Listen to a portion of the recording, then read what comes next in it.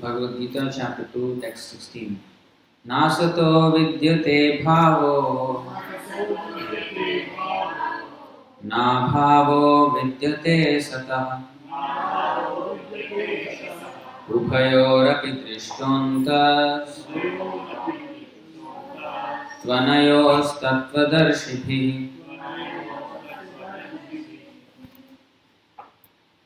Na, never, asatah, of the non-existent, vidyate, there is, bhava, endurance, na, never, abhava, changing quality, vidyate, there is, satah, of the eternal, ubhayo, of the two, api, verily, drishta, observed, anta, conclusion, tu, indeed, anayo, of them, tattva, of the truth, darshibhi, by the seers. Translation and purport by His Divine Grace, A.C. Bhaktivedanta Swami, Srila Prabhupada teacher. Translation: those who are seers of the truth have concluded that of the non-existent, the material body, there is no endurance, and of the eternal, the soul, there is no change. This they have concluded by studying the nature of both. Please repeat. Those who are seers of the truth have concluded that of the non-existent, the material body, there is no endurance, and of the eternal, the soul, there is no change. This they have concluded by studying the nature of both. Purport: there is no endurance of the changing body. That the body is changing every moment by the actions and reactions of the different cells is admitted by modern medical science, and thus growth and old age are taking place in the body. But the spirit soul exists permanently, remaining the same despite all changes of the body and the mind. That is the difference between matter and the spirit. By nature, the body is ever changing and the soul is eternal. This conclusion is established by all classes of seers of the truth, both impersonalist and personalist. In the Vishnu Purana, Canto 2, Chapter 12, Text 38, it is stated that Vishnu and his abodes all have self-illuminated spiritual existence. Jyotimshi Vishnur Bhuvanani Vishnu. The words existent and non-existent refer only to spirit and matter. That is the version of all seers of the truth. This is the beginning of the instruction by the Lord to the living entities who are bewildered by the influence of ignorance. Removal of ignorance involves the re-establishment of the eternal relationship between the worshipper and the worshipable, and the consequent understanding of the difference between the part and parcel living entities and the Supreme Personality of Godhead. One can understand the nature of the Supreme by thorough study of oneself, the difference between oneself and the Supreme being understood as the relationship between the part and the whole. In the Vedanta Sutras, as well as in the Srimad Bhagavatam, the Supreme has been accepted as the origin of all emanations. Such emanations are experienced by superior and inferior natural sequences. The living entities belong to the superior nature, as it will be revealed in the 7th chapter. Although there is no difference between the energy and the energetic is accepted as the supreme, and energy or nature is accepted as the subordinate. The living entities, therefore, are always subordinate to the Supreme Lord, as in the case of the master and the servant, or the teacher and the taught. Such clear knowledge is impossible to understand under the spell of ignorance, and to drive away such ignorance, the Lord teaches the Bhagavad-gita for the enlightenment of all living entities for all time. So this is actually the turning point in the instruction of Bhagavad-gita, because this is where actually Krishna starts his teachings. Because the whole, as you can see, this is of the second chapter, 16th verse. So there are 18 chapters in the Bhagavad-gita and a total of 700 verses altogether. So this was a conversation between Krishna and Arjuna on the battlefield of Kurukshetra, 5,100 years ago, about there, 5,150 years ago. So, in the first chapter of this book, it was all Arjuna who was pouring out his doubts about his duty, because he was perplexed. The scene was that it was a fratricidal war where two sets of cousins, they were fighting a great war. In the modern history, we have the World War I and World War II. Actually, in the Vedic histories, there have been two world wars also, much bigger in scale than these wars. One is the Ramayana and the other is Mahabharata. The Ramayana happened about at least 1.2 million years ago, and Mahabharata happened about 5,100 years ago. So, it was a great war, and the war lasted 18 days, and about 640 million people died in the war. So this conversation of Bhagavad-gita happened just before the start of the war. In those days, the war was not like, in the cities, urban warfare as they call it now. They did not bomb the innocent people. The war was done in a separate place, Kurukshetra, where only the able men would come and fight among themselves, according to religious principles. So, the rest of the people, the elderly, the children, women, they are not even anywhere close. So anyway, all the sets of cousins were lined up and face to face, not hiding. It's not that the commander will sit somewhere in the office and order the soldiers to go in front. No, the commander will be in the front of the army. And there were all these war elephants, horses, chariots, and huge numbers, thousands and millions of them.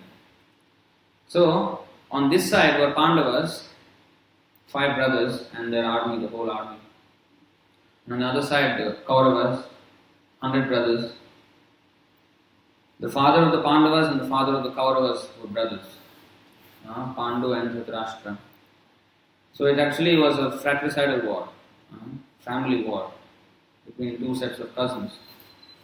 So now, the why they are fighting, because the Kauravas, the 100 sons, the 100 brothers, they went against the religious principles and willfully persecuted their other cousins, the Pandavas, whole life actually, from when they were small boys. So it's a long history there. But anyway, the Pandavas were much harassed by the Kauravas all their lives. But the Pandavas were very just and very honest devotees of the Lord. And they did not resort to any irreligious or violent activities. But as Kshatriyas, their duty was to rule over the people. One should do one's duty. And as Kshatriyas, 4 classes of men, Brahmanas, Kshatriyas, Vaishyas and Sudras. So it's a perfect arrangement for human society. So the Kshatriyas especially are meant to rule over the other people and not just exploit them, but actually take care of them like their own children and protect them from danger, in the sense of material danger from other, even in the case of theft or crime, internally in the kingdom, and from outside the kingdom, any other attackers. So they have to take care of the military strength and everything. And they have to lead the people on the path of spiritual progress. So this is actually the work of the government. So the kings, the Kshatriyas, they used to do this under the guidance of the Brahmanas. So the Kshatriyas, Pandavas were Kshatriyas, Kauravas were Kshatriyas, but the Kauravas unlawfully usurped the whole kingdom away from the Pandavas, and they were not even ready to give even an inch of space to rule to the Pandavas. So finally, because there was no other recourse, the war had to be arranged. And the war was arranged, and in the war, the armies were facing each other. So Arjuna asked Krishna to bring his chariot right in the middle of both the armies, just so that he can look and see what is the strength and who all are there to contend with. So when that was done, then he saw on the other side all his cousins, his grandfather, his guru, and he became overwhelmed with affection. Why should I fight these people? Because Arjuna was more than capable, and especially with Krishna on his side, there was no defeat. Arjuna knew no defeat in his whole life, in his art of warfare. And so Arjuna was not a coward, but he was thinking, what if, even if I win the battle, what is the use winning a battle by killing my own kinsman? So in this way, he was very much affected, and in the whole first chapter, he was trying to explain to Krishna that why he would not want to fight this war.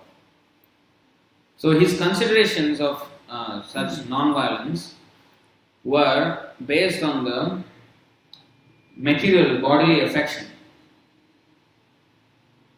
For a normal human being in this world, such proposal would be considered very just and very saintly, because he was talking for non-violence, and he was about to stop the war. Of course, the war would not have been stopped, because Krishna said that whether you fight or not, this war will go on. My plan is that everyone on the other side will have to die. In fact, both sides, many of the both sides have to die. Only the Pandavas will remain. That was already his plan. Because Krishna, he came, yada yada hi dharmasya. Krishna explains in the 4th chapter that here, yada yada hi dharmasya glanir bhavati bharata abhyutthanam adharmasya tadatmanam srajamyaham. Whenever and wherever there is a decline in religious practice, O descendant of Bharata, and a predominant rise of irreligion, at that time I descend myself. And what he does by descending? He does not open some hospital, school, as is usually done nowadays by philanthropists. That is actually only service to the body. By opening a hospital, you are serving the body. We will go into more of that. Okay, next verse he says, Paritranaya sadhunam vinashayasha dushkritam dharma samsthapanarthaya sambhavami yuge yuge. So he says, to deliver the pious and to annihilate the miscreants, as well as to re-establish the principles of religion, I myself appear millennium after millennium. So every time he comes to re-establish the principles of religion and to deliver or save the pious living entities, and then to annihilate, to destroy the miscreants who are against the religious principles. So he comes to destroy them. So what happened? So Krishna,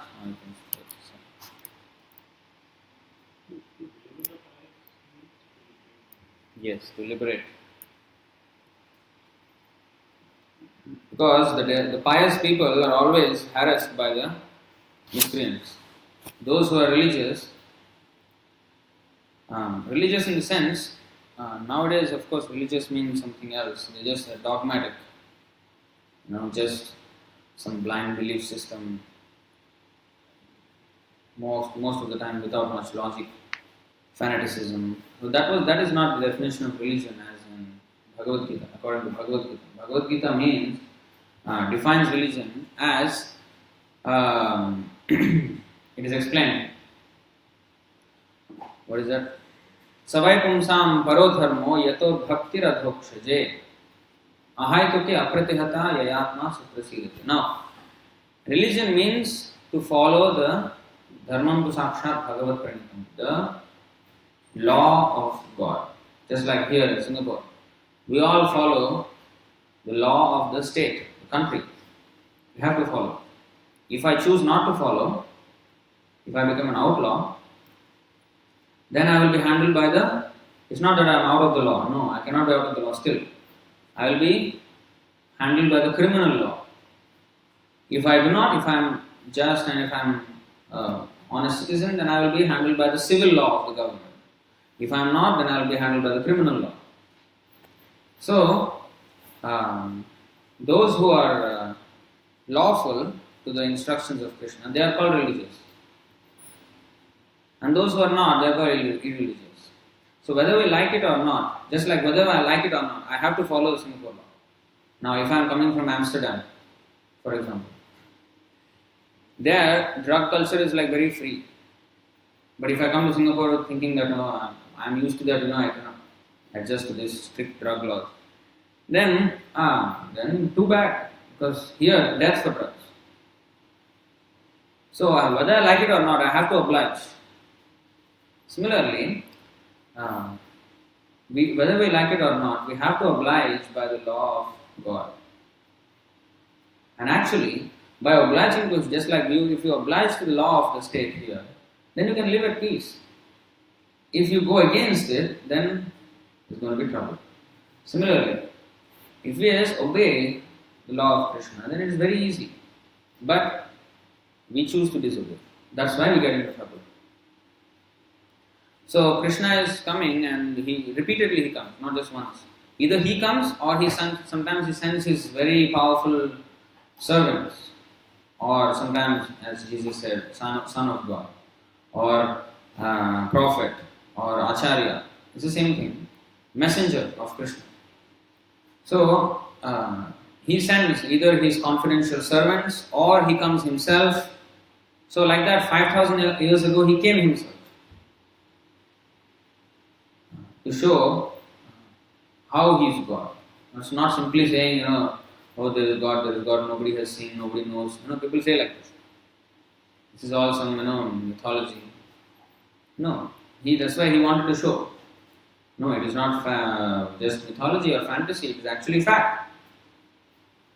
So he came, and when Arjuna posed his doubts about his life, about what is his duty, then Krishna started his instruction here. Because Arjuna's consideration was, these are my cousins. This is my grandfather, this is my this. So this is actually a wrong conception. Because nobody is one's cousins, or nobody is one's family, nobody is one's enemies. This is all what we have made in our own mind. Because the first thing in spiritual life to understand, spiritual life means pertaining to the spirit. That's why today's verse, the spirit and matter. So Krishna is dissecting these both. Because now we are mixed up. Now we have a body, this is a material body. It's made of material elements. What are the material elements?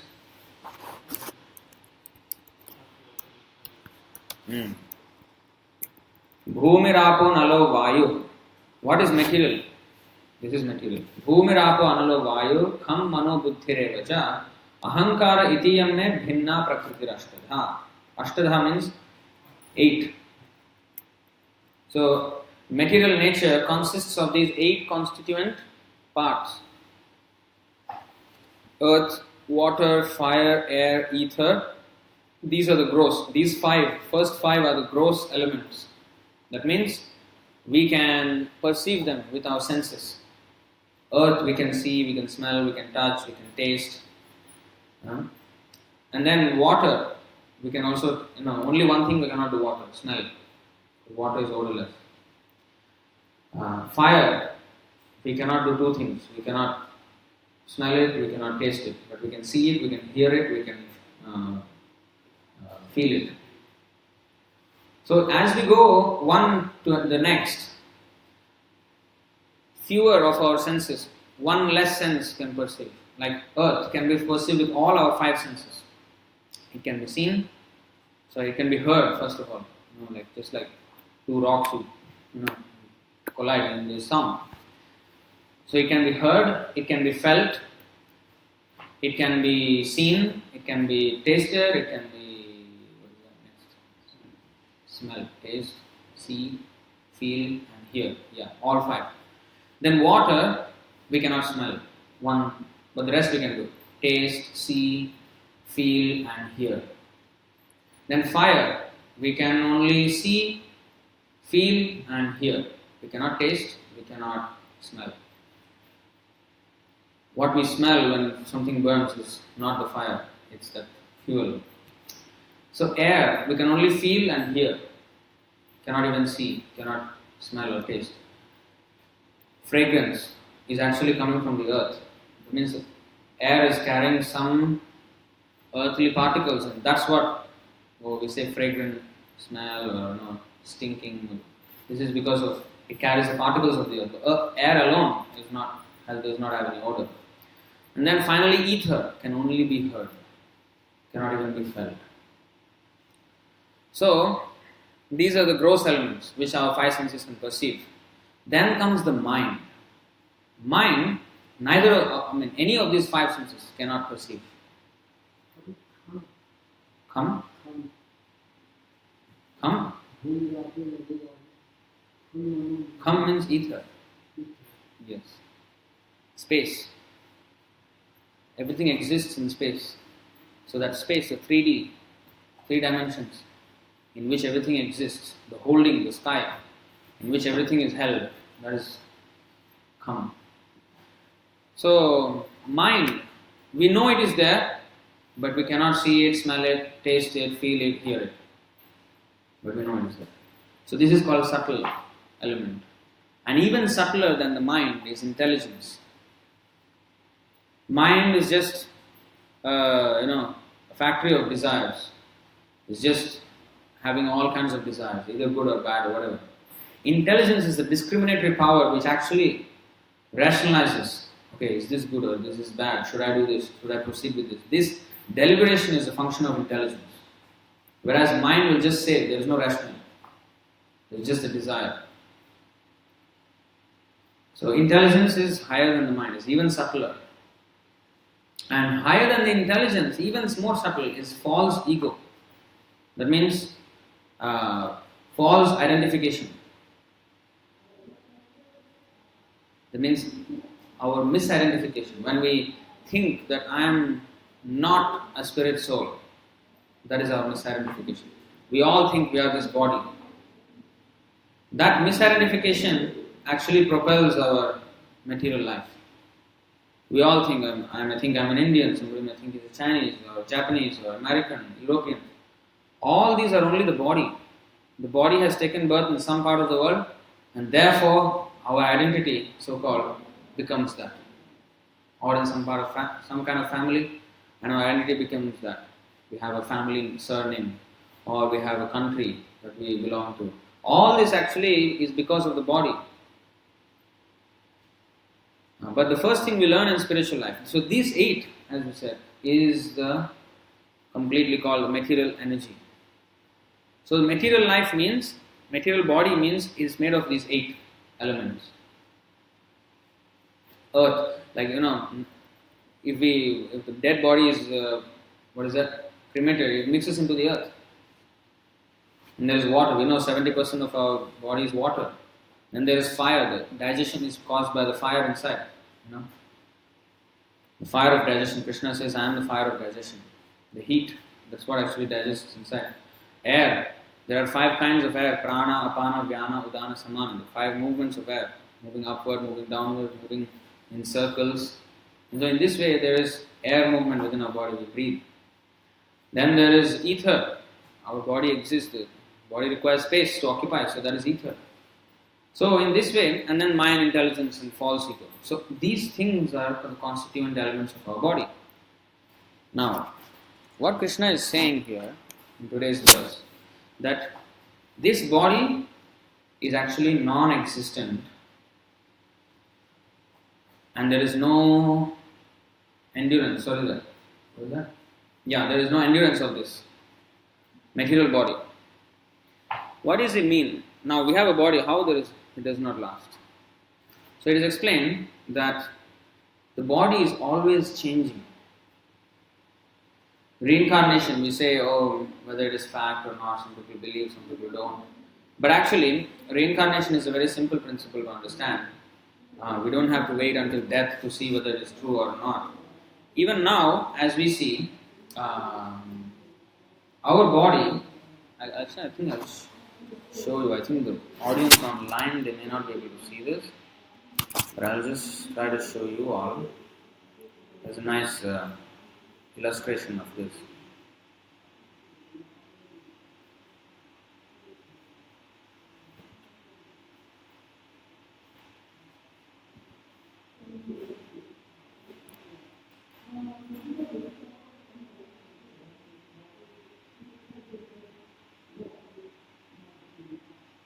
So the body always is changing. Even now, we had a body when we were just like toddlers.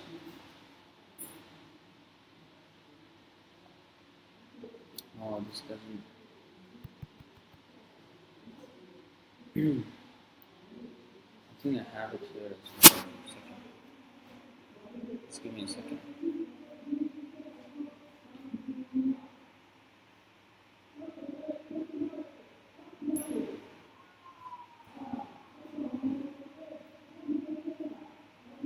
So we made a presentation. Tomorrow we have a talk at the expo. Small talk actually. So they asked us to explain about Deepavali. So in this presentation I have included that illustration. So I'm just going to take that out.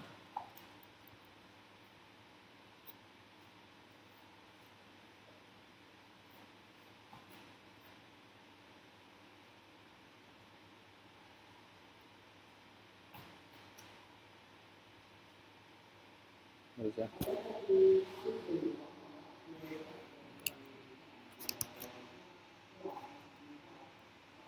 About something else. Okay, what will we do? I'll just explain. It's actually an animated GIF picture, which explains how our body is always changing. I'll just show you the non-animated version. I think it's causing some problems here.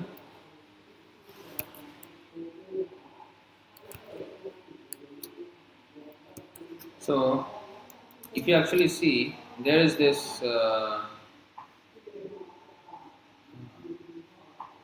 just a moment.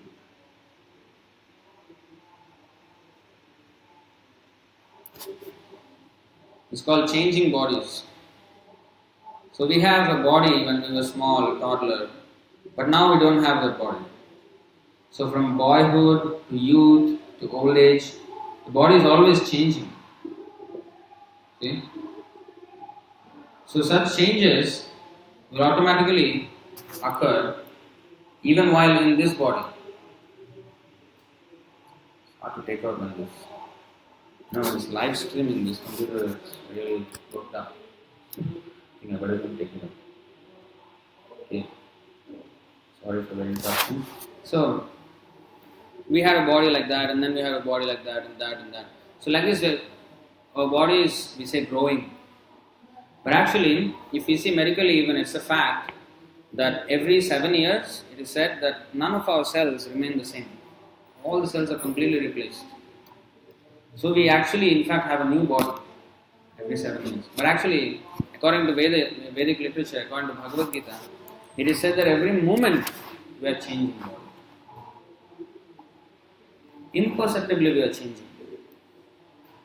Prabhupada gave, Srila Prabhupada, he gave a very nice example to explain this. In a movie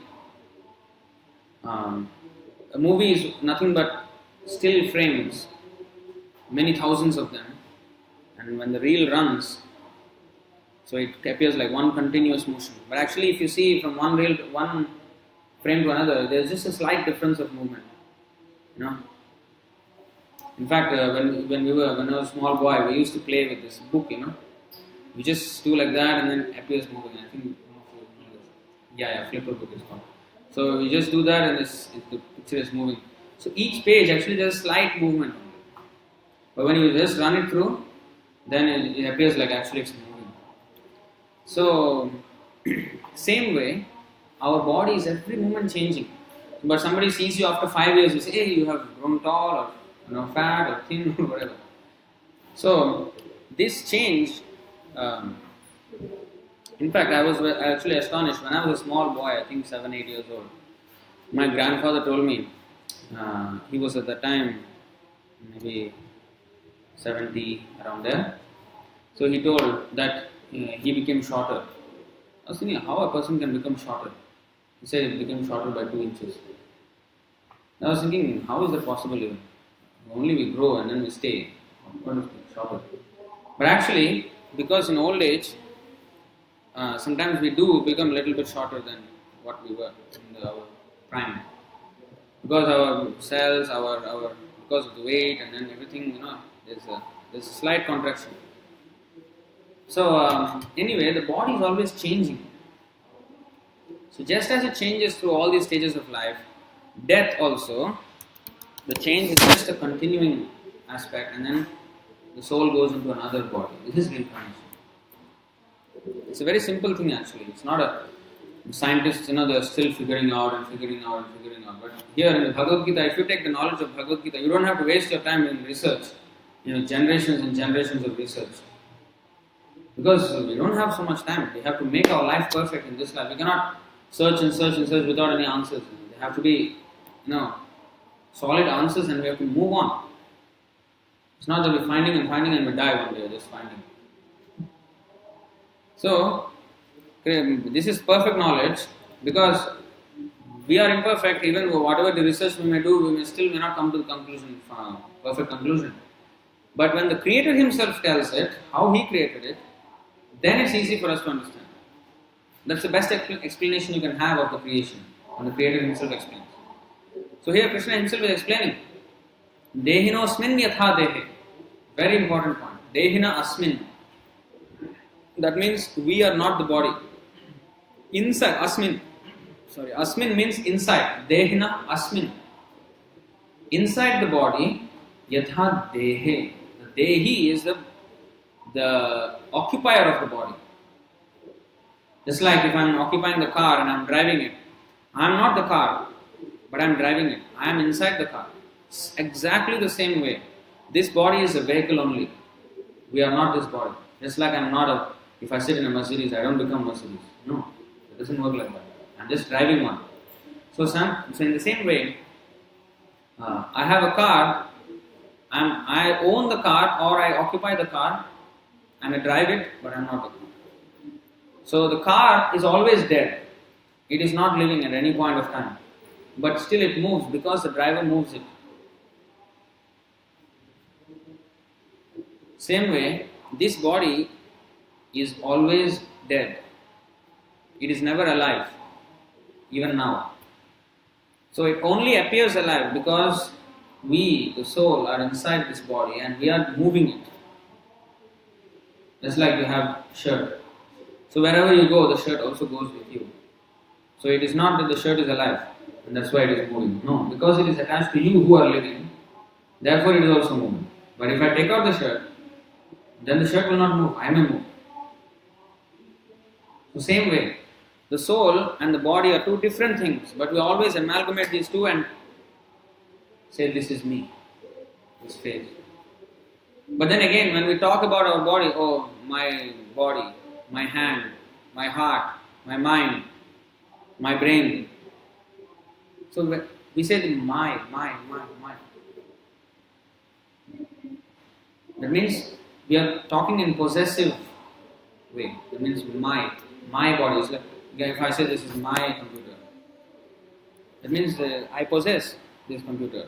I own this, or I am using it. So I am not the computer. So same way, if I say my body, my mind, my heart, so that means it is mine, but I am not that. So even in our subconsciousness, we know this. But because of the influence of Maya, illusion, we forget this very, very fundamental and simple principle. And we all think we are this body. All problems in this world start there. Why? Because if I misidentify myself, then I consider my family to be my own, and I get very attached. Wife, children, parents, cousins, this, that, so many things. Or sometimes friends, enemies also. That is also another side of attachment, enemies. Negative attachment. As long as my attention is driven somewhere, I am attached to that. Whether it is inimically attached or whether it is favorably attached. So it's still attachment. So hatred is also an attachment because you have something to do with it. Detachment means absolutely have nothing to do. So all these are different flavors of attachment. So based on our body. Because I have a body that is produced from this father and this mother, so I say, oh, these are my parents. Actually, they are not my parents, really. Because the body, this is a bodily relationship. The soul, it is explained, you see.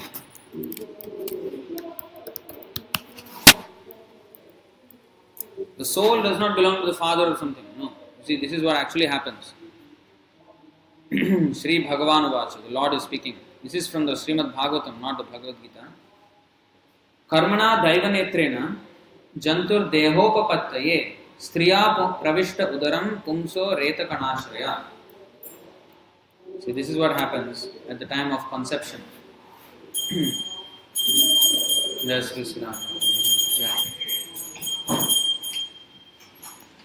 the personality of Godhead said, under the supervision of the Supreme Lord and according to the result of His work, the living entity, soul, is made to enter into the womb of a woman through the particle of male semen to assume a particular type of body. See, that means the soul is made to enter. It is not created. We are not created at the time of conception. No. The soul enters at the time of conception from the semen of the male and into the womb of the female, and this is how we begin to accept the body. So, it is not that we are created. So, a soul who has left another body will enter another womb of another mother through the semen of the father, and this is how actually it takes on another body. So, this is the actual science. And we continue in this cycle like this, but the soul does not change. Now, if I suppose I am driving, say, a Mercedes, and then I go for Toyota, then I go for, say, in India we have Hindustan Motors, ambassador car. Suppose I drive that. So, although I am changing cars, or sometimes I may even be on a motorbike, sometimes I may drive a plane, or sometimes a submarine, or sometimes a ship. Now, according to my vehicle, my movement will be different. In the ship, I will be on the water. In submarine, I will be underwater. And if I am driving a plane, I will be in the air. Or if a motorbike, I will be zigzagging.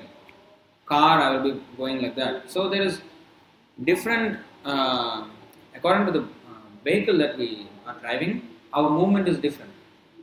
So similarly, but I don't change as a driver. I am the same person and I am driving different vehicles. So like that, the soul accepts different bodies, sometimes of a bird, then he flies. Sometimes of a fish, then underwater. Sometimes as a quadruped, like the four-legged animal, like a dog, cat, or lion, or tiger. Then he moves differently. A snake moves differently. Insects move differently. Tree does not even move. It moves, but just staying in one place and then spread its roots, and then spread his trunk and branches like that. So, according to my body, I move differently.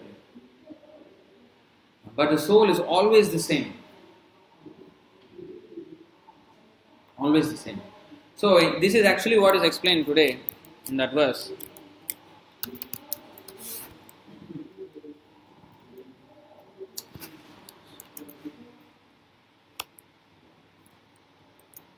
Nasato vidyate bhava, na bhava vidyate sataha. Of the non-existent, the material body, there is no endurance.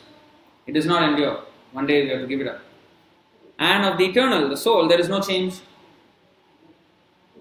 That means this body is always dead. It does not endure anyway. And the soul is always living. But we are accepting, we are thinking that now I am alive and at one point of time I will die. This is our misconception. So real knowledge means not simply some education, some big degrees and PhD. That is not knowledge. That is just some skill you are learning for livelihood. That is something else.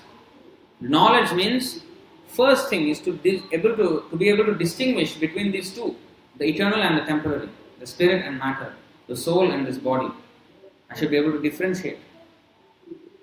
Then I will actually start seeing things properly. But if I amalgamate these two, for example, I may think I am an Indian. Somebody thinks he's a Chinese. Like in the classic example, in India and Pakistan, always at war. Always. Cold war or hot war, whatever. War always. It's an animosity. Why? This person thinks he's Indian and that person thinks he's Pakistani. But actually the body is born in this country or that land. But these lines, the borders which we have drawn, that we have drawn. There is no border like that actually. Land is just land and it's Krishna's property. Everything is God's property. We have come and said, this is my country, that is your country. We only occupy for certain, just like America was discovered, they say 400 or whatever years back. But America was there before that. Just that this person went and found out some land. There were already people living there. So it had existed and maybe with another name. But the land was always there. And the land will continue to be there even after it may not be called America anymore. Maybe after some time. Or maybe the boundaries will change. Like India. India around maybe 1920. The boundary was very, very big. Pakistan, the Burma, Tibet, Nepal, Bhutan, Bangladesh. Everything was India. But now, different.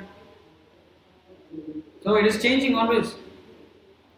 So, we have drawn these lines, calling this is my country, this is your country. So these are all our mental concoctions.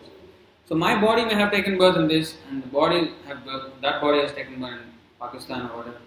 But as souls, we are essentially the same. There is no difference. But we fight over this body.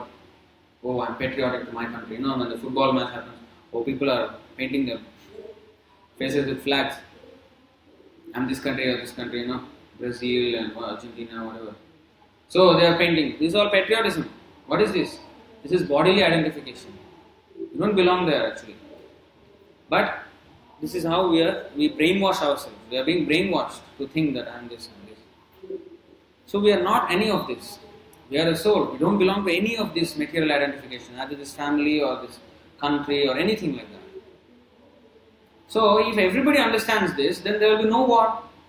War happens because, this is my country, that is your country, we should fight.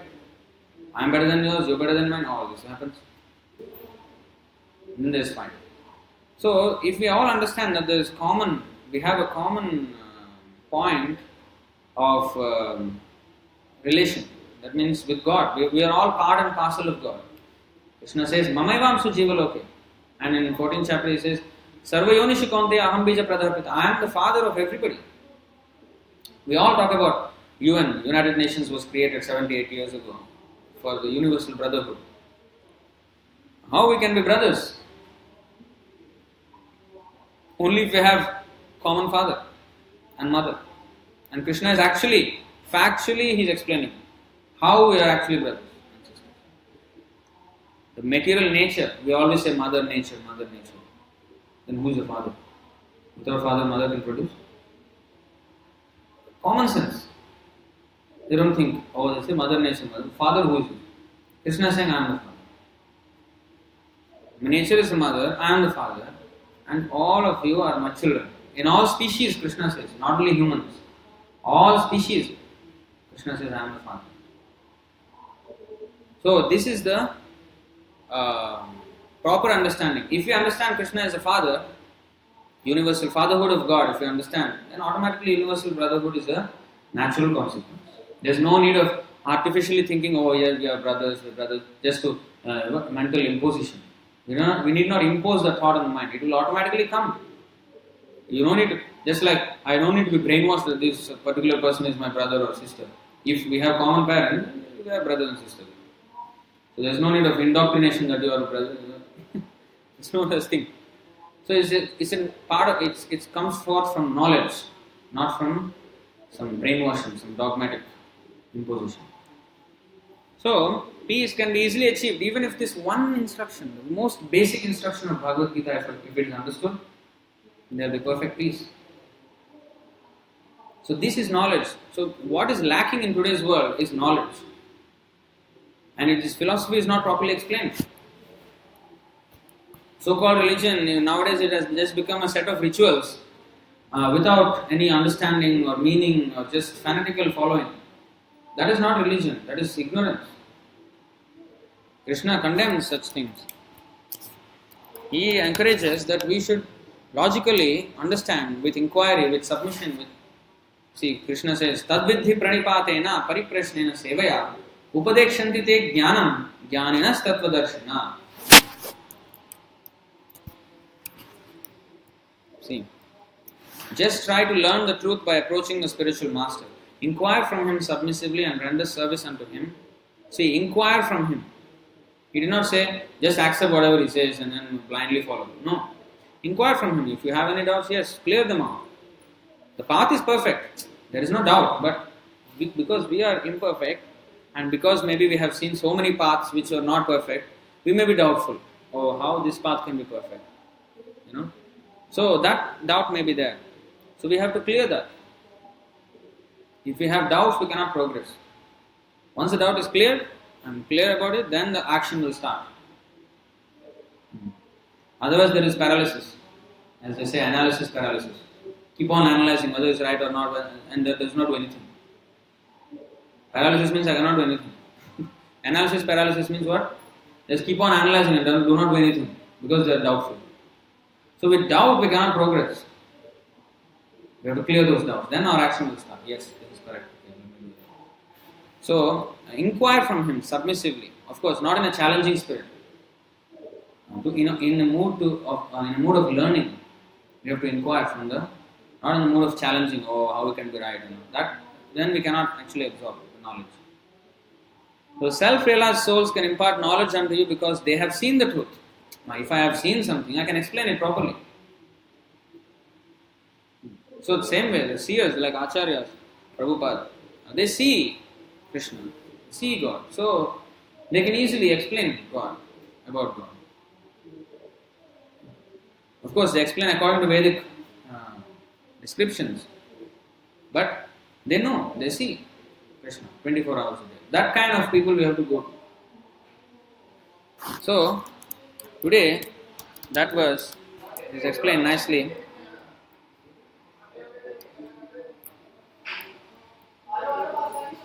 You see, ignorance, this is important. Only because of ignorance, we do not know that these two are different, spirit and matter. You see, we don't know this is different. We think one, amalgamate two things. If I wear a dress and I cannot think I am the dress, that is foolishness. So, but because of ignorance, this happens. So we have to remove that. So that is what Krishna is explaining. This is the actual mission of God and His representatives. They reveal this knowledge, they explain this knowledge that how our idea of life is wrong and what actually we should understand, what is the reality and how we should act on that knowledge of reality. The reality is that we are not the body. Then what we are? The soul. Okay, what is the soul? The soul is a part and a parcel of Krishna, the eternal, the supreme eternal. That's why it is explained here. Nityo Nityanam.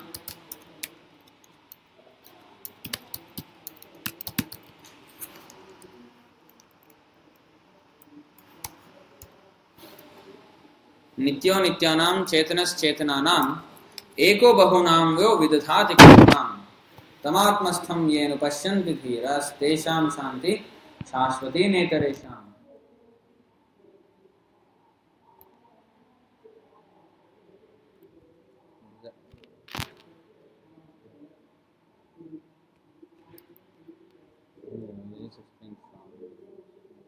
Okay. Nityo Nityana means, the difference between the Supreme Lord and the living entities is explained here. Nitya Nityana. The Lord is eternal, we are also eternal.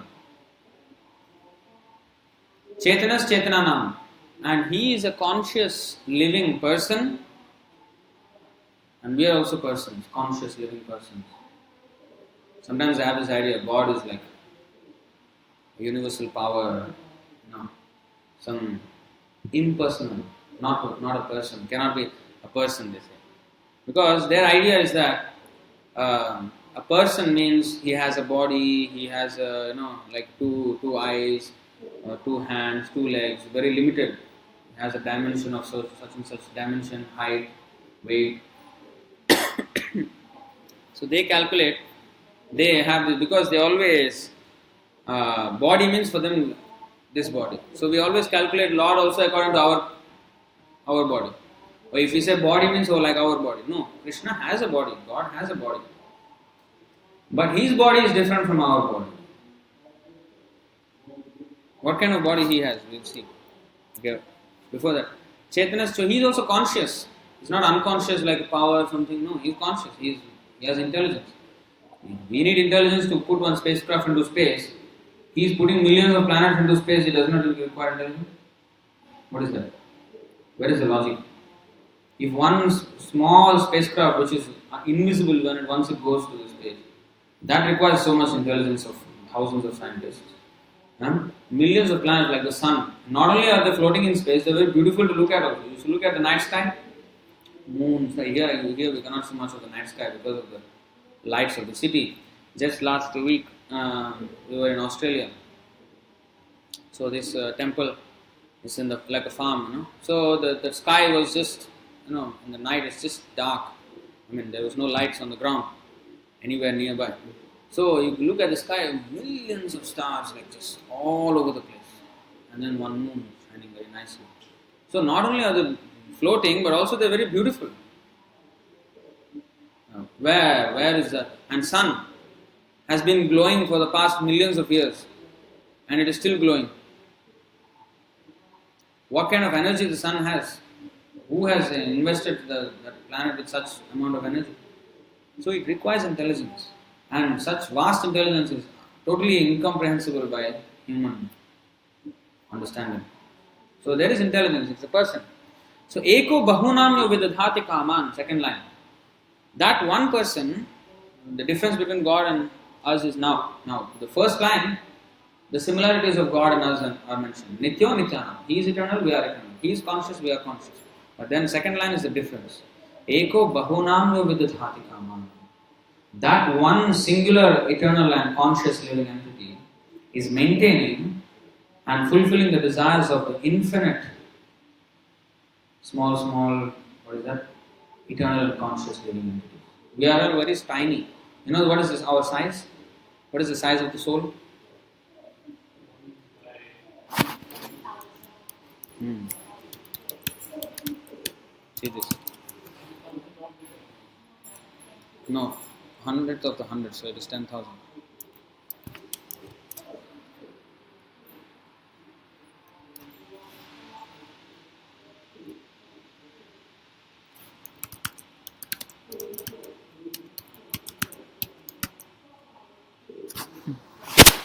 बालाग्र शतभागस्य शतधा कल्पितस्य च भागो जीवस्य अविज्ञेय स चानन्त्याय कल्पते.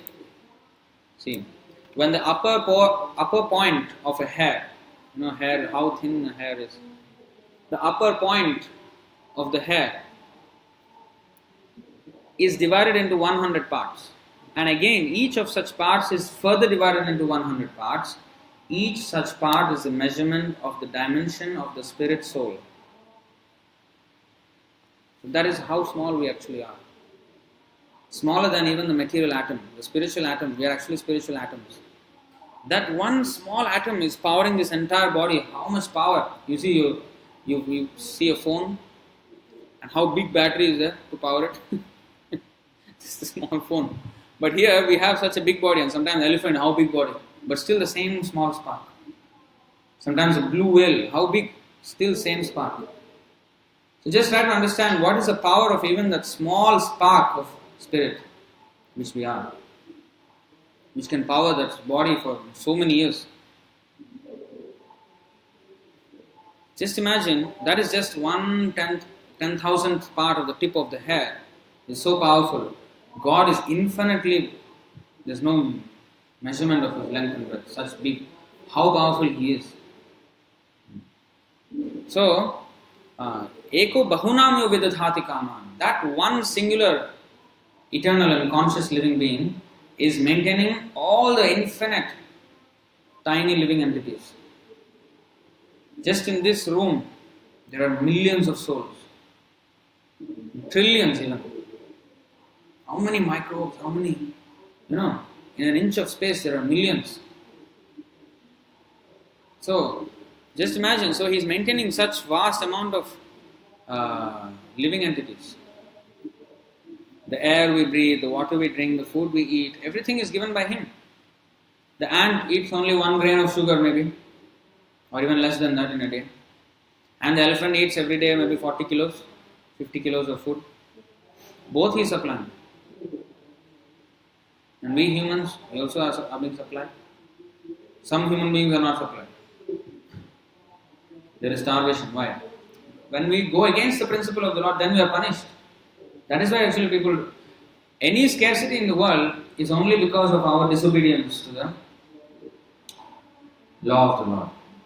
When we become sinful, commit sinful activities, then we will have to suffer all these pangs.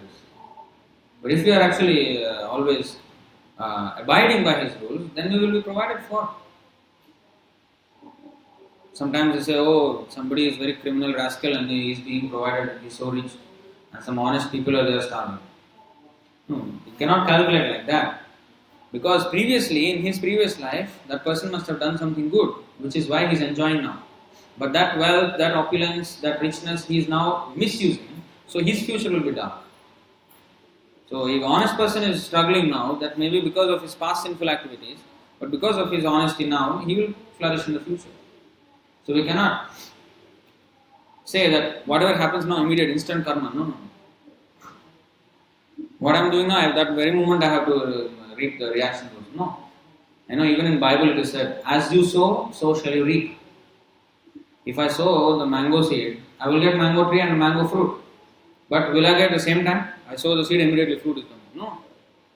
It will take time to fructify. So there, similarly, the reactions of our action, whether good or bad, will take time to fructify.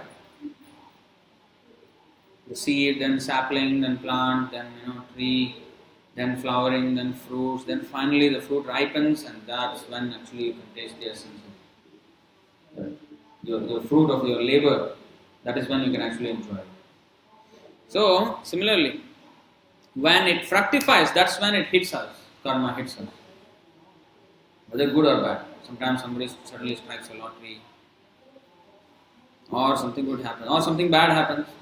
Everything going good, suddenly some accident, some health issue, everything goes upside down. So all these things happen because when the thing fructifies, that's when it hits us. So this is the intricate law of karma that is nicely explained in the Bhagavad-gita and Srimad Bhagavatam also. So our human life is to end this cycle of karma. Because we don't have to suffer like this. We don't have to change bodies every time. Who likes changing? You change your house every time you like? Every time packing and moving is very inconvenient. Similarly, this body is like a house for the soul. And each time you have to change. Every few years you have to change another body. Very, very inconvenient. Death is not at all pleasing. Birth is also not at all pleasing. Very painful. In the womb of the mother. Very, very painful for the child. Extreme pain. Then after coming out, there is no stoppage of pain. There is the anxieties, there is old age, disease, and other so many anxieties. And finally death again. So one who takes birth has to die, and one who dies has to take birth. In this way it is going on and on. But human life, and going on and on means not a moment. Now I'm human, as I die, I don't necessarily will have to take birth in human. I can take birth in as a dog also, or as a pig, or as a whale, or as a fish. Anything, or as a tree, depends on my activities in this life. So, my future is there. But what kind of future I will have, that I can do. I can prepare for now. So, therefore, it is very important. There is another future where is eternal. That means after this body, No more another birth. Going back to the kingdom of God. Krishna is inviting us there. That's why actually he comes. Why he is coming? Not just to set things right and okay, now live happily, okay, fine, go. No. He is talking this Bhagavad-gita and doing so many things. Not just somebody is disturbing, okay, kill that person, okay, this person is pious, okay, now everything is alright, now you enjoy it. No. He is giving us a system that yes, you live happily here by doing this, but also prepare yourself to come back to me. Because actually there is no happiness here. Dukkhalayam asashvatam. Frankly speaking, in this world there is no happiness. Whatever so-called happiness we say is actually just a relief from suffering for some time. Temporary relief from suffering, it's not happiness. Like 100 years back, 200 years back, there was this punishment, I always say. The king used to, when somebody is robbing or theft, then that person is taken by 4 strong men into the river and his head is dumped into the water. And he is kept there until, almost is out of breath, going to die. Then his head is brought out. And then he breathes and, heavily for 5 seconds and then again put back. And like this, they repeatedly do it. So if that 5 seconds his head is out, if he thinks that is happiness, that is stupid. That is exactly what we are doing. Tormented day and night, whole life, but there is some momentary relief from suffering that we say there is happiness. Actually, there is always struggle for existence. One day we don't work, what happens? Salary cut. Why we have to work every day, rushing, how much rush in the MRT? People complaining every day, MRT is breaking down. So much rush. Why? Because they have to maintain themselves. This is called struggle for existence. If they don't go and work, they will be starving. This is struggle for existence. Just to even maintain our body, we have to struggle. So, we should not artificially think this is a place for happiness. But there is another place where there is only happiness, there is no struggle.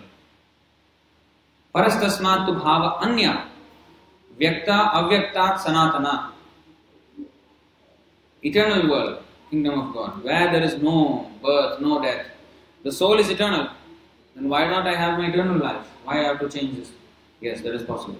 Go back to Krishna, there is no more coming back. That's what we should do. For that to happen, this is the method, the knowledge is given. And in Kali Yuga, the whole knowledge can be applied by just chanting the Hare Krishna mantra. See, as a part, we are supposed to serve the whole. Like finger is a part of the body. It is supposed to serve the whole body. It has to put food in the mouth. And then it has to go to the stomach. And then that's how we get all our energy, every part of the body. So the part has to serve the whole. So we being part and parcel of the Lord, we have to serve the whole, the Lord. That is our natural relationship with the Lord.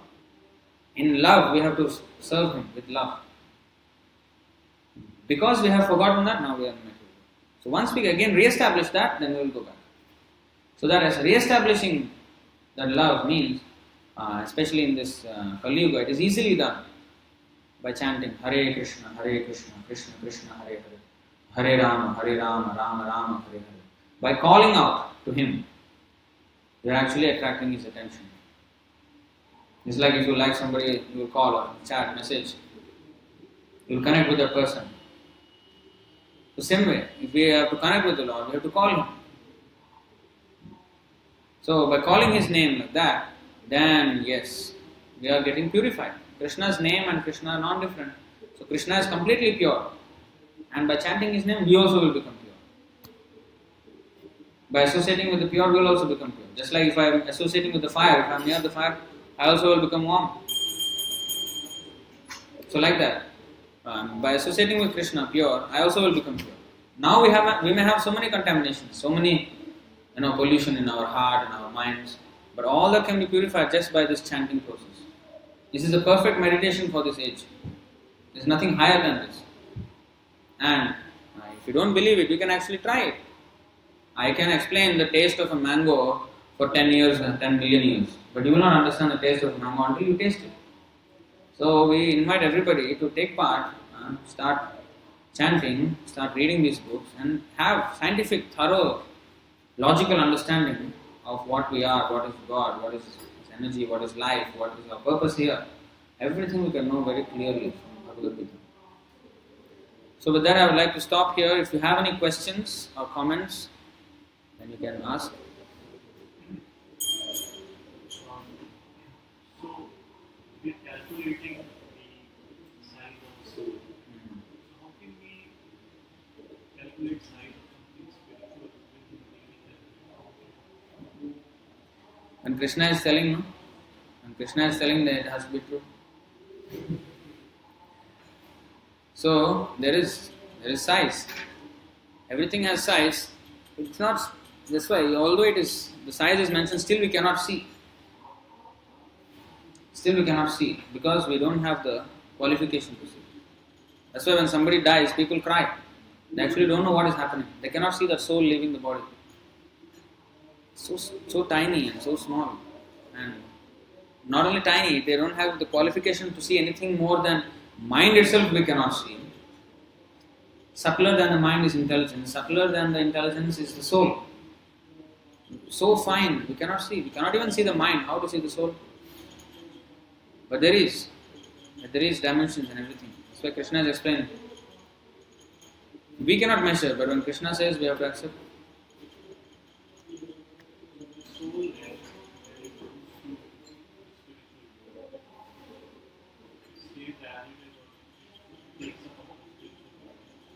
Actually, we have a body. In that soul, although it is so small, we have a body there. It's like a dress. Dress is how it is sewn, according to the body. The tailor takes the measurement and that's how he sews the dress. So, if this body is a dress, and if this body has some shape, it is only because our shirt has a shape because of the shape of the body. So similarly, according to if this material body is like dress, then that means it is tailored according to the shape of the soul and according to the consciousness. So then, once actually Prabhupada disciple asked, then why there are so many bodies? That means we have so many shapes? No, it's like this. When we can wear exactly the shape of the body, or suppose you cover one person with just like a big cloth. That is also covering, but that is not exactly according to the shape. So it looks different. You may not identify as a person. So according to the dress, how it is, made. So that's why we have different shapes. Otherwise, the soul, in fact, in the spiritual world, it is said you can, like even great personalities, rishis, they can change their bodies also. Sometimes they can take another body, like an animal, sometimes a demigod. They can change. They come in disguise. There are many historical references where great yogis, they change their body. Even yogis can do. Spiritual world, they are all already perfect. They can also change. So there is no limit. Like here we are limited with our body. There is no such limitation. It's complete freedom. Like Narad Muni, he can go anywhere and everywhere.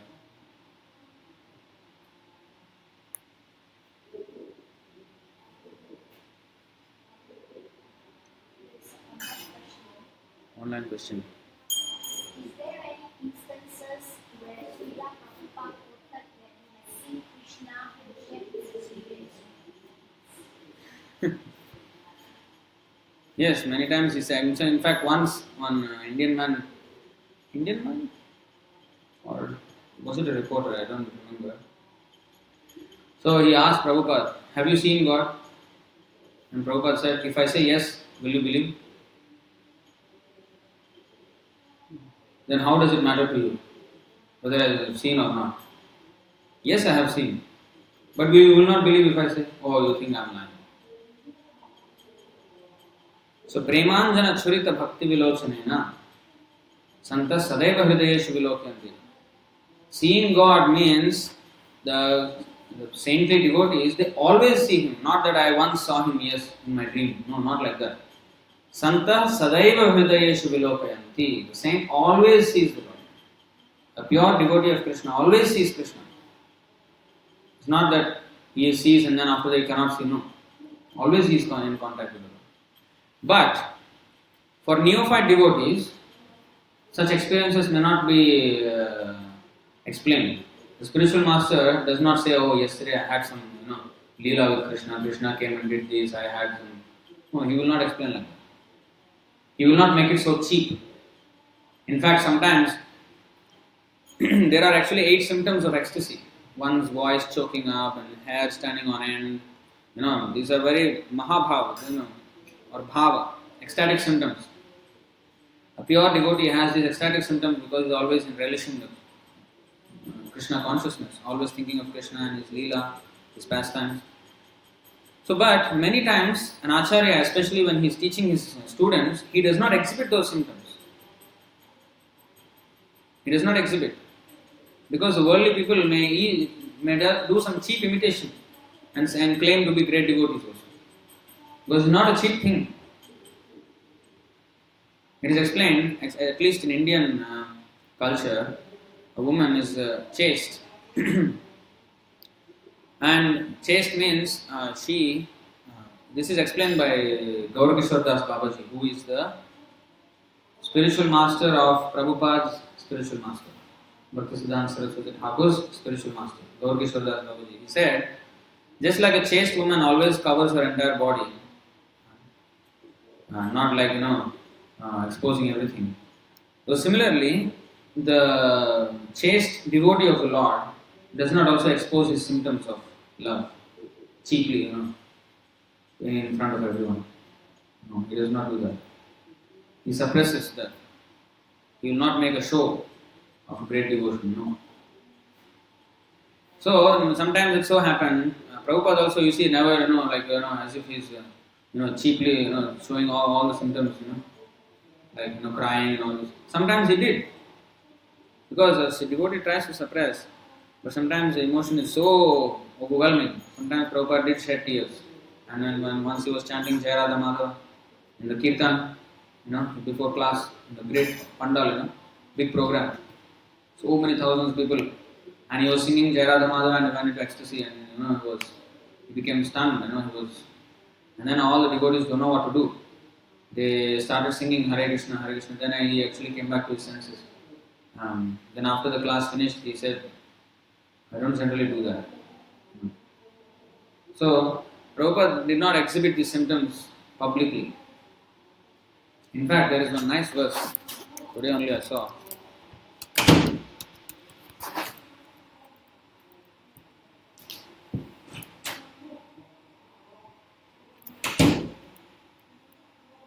You see, this is quoted by who? Krishnadas Kaviraj Goswami.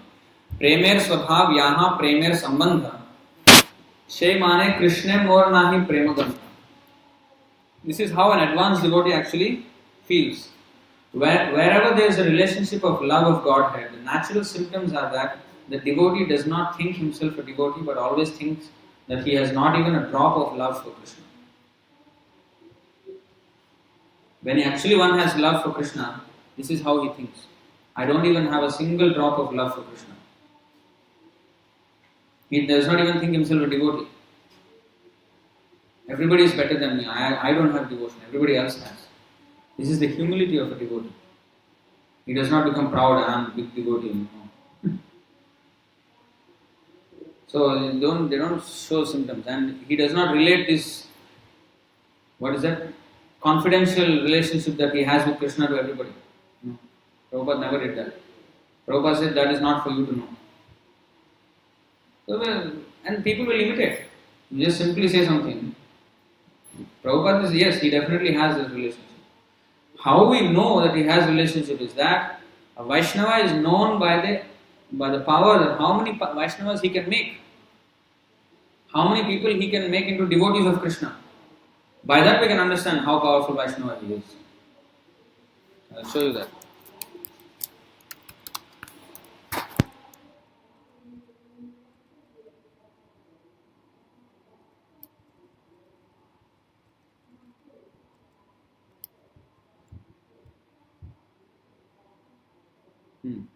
Srila Bhaktivinoda Thakur has given some practical hints to the effect that an Uttama Adhikari Vaishnava, that means the highest, topmost Vaishnava, topmost devotee of Krishna, can be recognized by his ability to convert many fallen souls to Vaishnavism.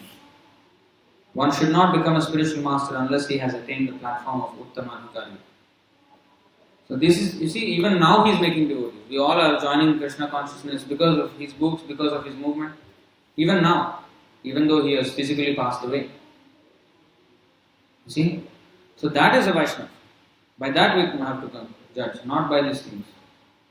And when we are advanced enough, these things will be revealed. Not that they have to be imparted at this point of time when they are not mature enough in our devotion.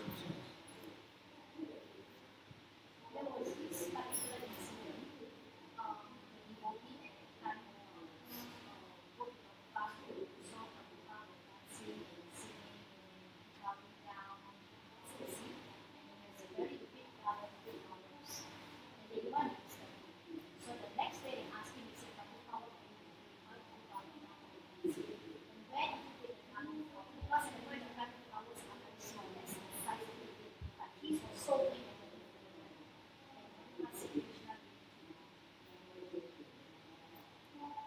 Some of these stories are there, some of these are fabricated also. Some of them, Prabhupada, he can do anything. Krishna, he has direct relationship. But some of, this is what happens. Now, even if this is true, because this can be true, there were kadamba flowers, they look like, golf ball like that, round. So, this is called kadamba flower. So, yes, I have read this part also. It was related by his first disciple, the one in India. Before he even went to America, he initiated one person in India before he went there. So that person explained this. So, even if this is true, and somebody else can come up with another story, another story, and another story, all these miracles, miraculous stories, all this story. Prabhupada wanted to stay far away from this. That's why he never explained these things. Because anybody can make out the stories, make up these stories. So these are not very important. Yes, there are many things. But the main thing is this. We have to be concerned with what we have to follow. Otherwise we'll become too sentimental about it and have all these miracle stories everywhere. Like this, like there are other, so many Babas, so many yogis, Swamis in India. They have all these miracles. Bring out some ash, bring out some stone, and these are all miracles, all cheap tricks. So, Prabhupada will be equated with all that. So, Prabhupada did not want to be equated with them. Prabhupada never highlighted these things. He wanted to stay far away from this because it becomes cheap. He wanted to keep the focus of the devotees in the knowledge, in the practice, because they have to first mature. When you are, a pure devotee and you have a direct relationship with Krishna, everything is possible. All these things are possible. I have no problems believing these stories. But then people may take advantage of this and bring out new stories. And where we will know which is right, which is wrong. Oh, I saw Prabhupada, only one person saw. Now if tomorrow I say, I also saw Prabhupada did this in my dream, I saw Prabhupada, then everybody will come up with their own stories, and sometimes they will create stories which are not even not even coherent with the philosophy. Then where there is it will become difficult to draw the line between what is real and what is phony, So Prabhupada that's why did not want these things to be highlighted also.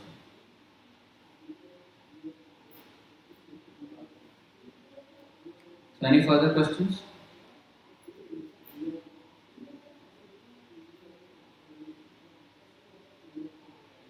Nothing online? Alright, then we'll stop here. Bhagavad-gita ki, Srimad Prabhupada ki, Jai Gaur Premanandi.